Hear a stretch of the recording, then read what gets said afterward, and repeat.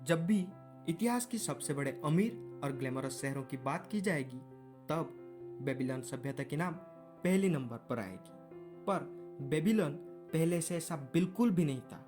वहाँ जंगल नहीं थे, कोई माइंस नहीं था, यहाँ तक कि पत्थर तक नहीं थे घर बनाने के लिए। ये इंसान की मेहनत की सबसे उत्कृष्ट उदाहरण है कि इंसान अपनी मेहनत की दम पर क्या कुछ हासिल कर सकता है।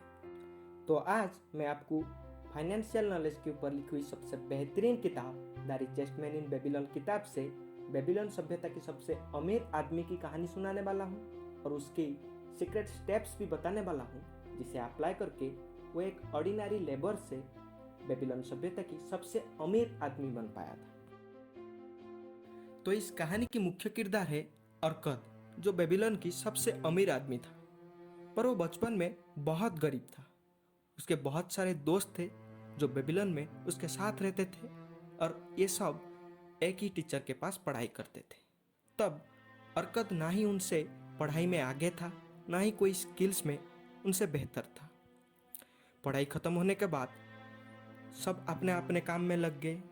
कुछ साल बाद जहां अरकद की दोस्त, जिन्हें दो वक्त की रोटी कमाने के लिए बहुत मेहनत करनी पड़ती थी, फिर भी उनकी गुजारा नहीं हो पाता था, वहीं अरकद बेबीलोन की सबसे अमीर आदमी बन चुका था।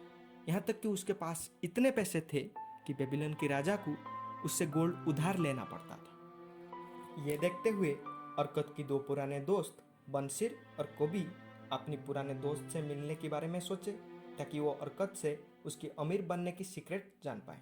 तो उन्होंने अपनी और दोस्तों को साथ लेकर अरकद के पास पहुंच गए। अरकद ने अपने पुराने दोस्तों को बड़े अच्छे तरीका से स्वागत किया। तब उसके मन में ना ही पैसों का गुरूर था, ना ही किसी को नीचा दिखाने की मनोभाव था। फिर उसके दोस्तों ने उससे पूछा कि अरकद, तुम बचपन में हमसे ना ही पढ़ाई में आगे थे, ना ही कोई स्किल्स में बेहतर थे, फिर भी हम आज इतने गरीब हैं, तुम इतने अमीर कैसे बन गए?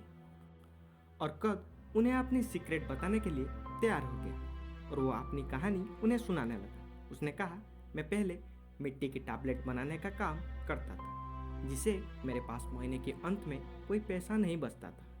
एक दिन अल्गमिस नाम के एक मनी लेंडर मेरे पास आए और उन्होंने मुझे मिट्टी के टैबलेट में 9th लॉ लिखने का काम सौंप दिया और उन्होंने कहा, अगर मैं ये काम 2 दिन में ख़त्म कर लेता हूँ तो वो मुझे कपर के 2 एक्स्ट्रा सिक्के देंगे। अरकद ने बहुत मेहनत की। 2 दिन बीत गए। जब अल्गमिस आए तब तक वो काम खत्म नहीं हुआ था। ये देखकर अल्गमिस काफ़ी गुस्सा किए। फिर अरकद ने हिम्मत करके कहा कि अल्गमिस, तुम बहुत अमीर इंसान हो, क्या तुम मुझे अमीर बनने का तरीका सिखा दोगे? इसके बदले में मैं आपका काम कल सुबह तक ख़त्म कर लूँगा और आपसे 1 भी रुपया नहीं लूँगा। ये सुनकर अल्गमिस थोड़ा मुस्कुरा कर कहे कि अरकद, मुझे तुम्हारी हिम्मत बहुत पसंद आई, मैं तुम्हें कल अमीर बनने का तरीका सिखा दूंगा। अगली सुबह जब अल्गमिस आए तब तक अरकद ने वो काम खत्म कर लिया था। फिर उसने उन्हें कहा कि अल्गमिस, अब आप मुझे अमीर बनने का तरीका सिखाइए।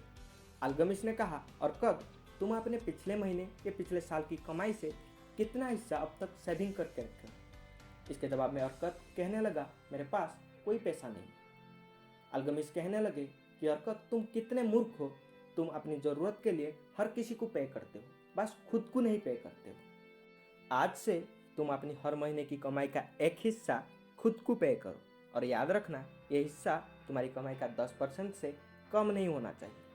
अरकद ने सोचते हुए पूछा, बस इतना ही?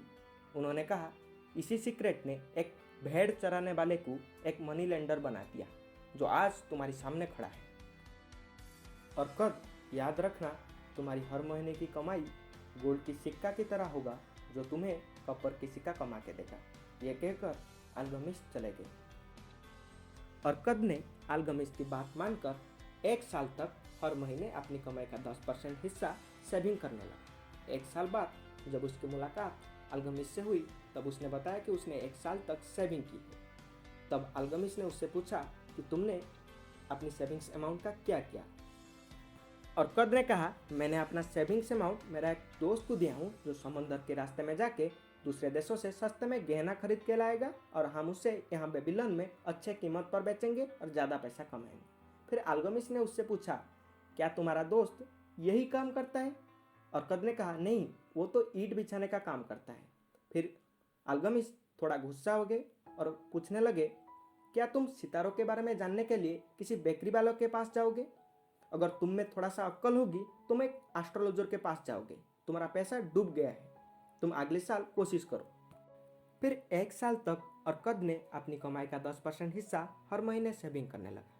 1 साल बाद जब उसकी मुलाकात अल्गमिस से हुई, उसने उन्हें बताया कि उसने अपनी साल भर की सेविंग से कुछ पित्तल खरीदा है और उससे एक ढाल बनाने वाले को दिया है, जो उससे कुछ महीने की गैप में प्रॉफिट में हिस्सा देता है। फिर अल्गमिस ने उससे पूछा, तुमने उस प्रॉफिट के पैसों से क्या किया? अरकद ने कहा, मैंने उन पैसों से अपने लिए अच्छे कपड़े और खाना खरीदा। फिर अल्गमिस ने उससे कहा, अरकद, तुम अपनी वेल्थ की पेड़ को ही काट रहे हो, तुम्हें ऐसा नहीं करनी चाहिए था।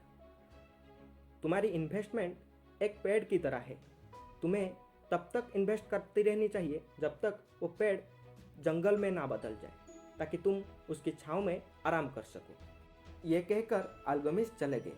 2 साल बाद अल्गमिस फिर से अरकद से मिलने आए और उन्होंने अरकद से पूछा, तुम्हारा बिजनेस कैसे चल रहा है?